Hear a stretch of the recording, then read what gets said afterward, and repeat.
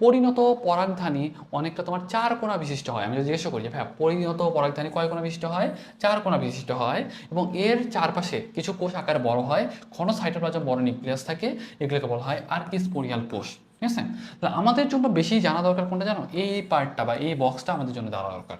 তাহলে একটা জিনিসটা খেয়াল করো, মেইনলি আমাদের এই যে দেখতেছো পরাগধানী বা পরিণত পরাগধানী একটা কেমন 4 কোণা আকৃতির এবং বেশ কিছু কোষ থাকে যেগুলো একটু প্রান্তের দিকে, সেগুলোকে বলা হয় কি তোমার দেওয়াল কোষ। দেখবে কি আমাদের দেখো যে পরাগধানীর ভিতরে কিন্তু একটা আর্কিস্পোরিয়াল কোষ থাকে। আমি তোমাকে একটা সহজ কথাই বলি, পরাগধানীতে বেশ কিছু কোষ থাকে যেগুলার একটু মানে সাইটোপ্লাজমটা বড় হয়, নিউক্লিয়াসটা বড় হয়, একটু মূল কথা মানে সমাজে যেরকম থাকে না নেতা টাইপের মানুষ, এরাও থাকে ওরকম নেতা টাইপের মানুষ, যেগুলোকে আমরা বলতেছি আর্কিস্পোরিয়াল কোষ। কি বলতেছি?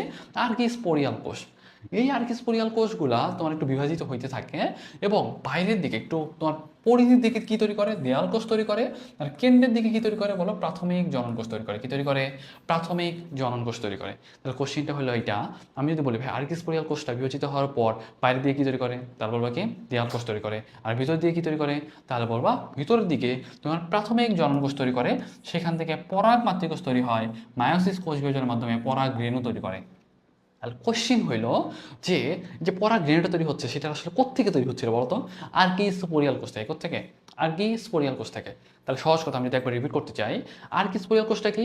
পরাগধানীতে একটু গণ্যমান্য ব্যক্তি টাইপের কিছু কোষ থাকে না, ওই কোষগুলোকে বলছে আর্কিস্পোরিয়াল কোষ। যেটা তোমার বিভাজিত হচ্ছে তোমার বাইরের দিকে পরিধির দিকে কি তৈরি করতেছে? সেটা তৈরি করতেছে দেয়াল কোষ। এবং ভিতরের দিকে যে স্ট্রাকচার যেটা, সেটা কি তৈরি করতেছে?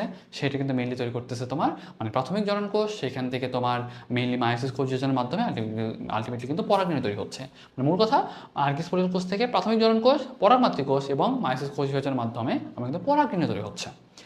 এই পরাগরেণুটা যখন অঙ্কুরোদ্গম হবে তখন কিন্তু এখান থেকে যা যা তৈরি হওয়া দরকার সেগুলো তৈরি হবে। এখন তুমি বলতে পারো ভাই অঙ্কুরোদ্গম আসলে কখন হবে?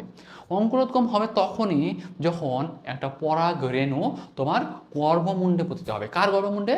যার সাথে পরাগায়ন হচ্ছে তার। তাহলে আমি যদি জিজ্ঞাসা করি ভাই পরাগায়ন জিনিসটা কি?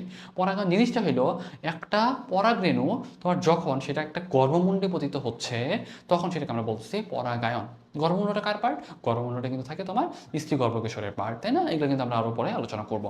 তো একটু দেখো আমি যেটা বলতেছিলাম যে আমাদের আমাদের কিন্তু বাইরের দিকে দেখো, আমি কিন্তু বলছিলাম পরিধির দিকে কি থাকে বলতো? দেয়াল কোষ থাকে এবং দেয়াল কোষের মধ্যে একটা পার্ট থাকে কি জানো? দেখো দেয়াল কোষের মধ্যে দেয়াল কোষ বলতে তো একটা প্রাচীরের মতো, তাই না? এই প্রাচীরের সবচেয়ে ভিতরের স্তরটাকে বলা হয় ট্যাপেটাম। এই ট্যাপেটামটাই বিগলিত হয়ে কি তৈরি করে বলো? পুষ্টি দেয়। কি দেয়? পুষ্টি দেয়। কাকে পুষ্টি দেয়? বলবো আর্কিস্পোরিয়াল কোষকে পুষ্টি দেয়। ঠিক আছে? এই জিনিসটা একটু মনে রাখতে হবে। ঠিক আছে? তাহলে এই জিনিসটা একটু খেয়াল রাখবা। এখন দেখো আমি যদি তোমাকে জিজ্ঞাসা করি যে ভাইয়া প্রাথমিক জনন কোষ পরাগ মাতৃকোষ হিসেবে কাজ করতে পারে অথবা বিভাজিত হয়ে অনেকগুলো পরাগ মাতৃকোষ পরিণত হতে পারে, তাহলে এই জিনিসটা একটু খেয়াল রাখবা। এখান থেকে আমাদের জন্য খুব একটা দরকার নাই।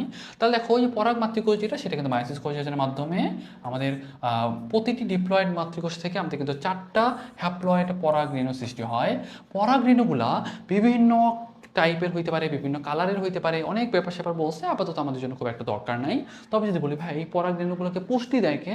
তাহলে বলবা এই যে ট্যাপেটাম যেটা, এটাই কিন্তু তোমার ওই পরাগরেণুগুলার পুষ্টি সাধন করে। ওকে।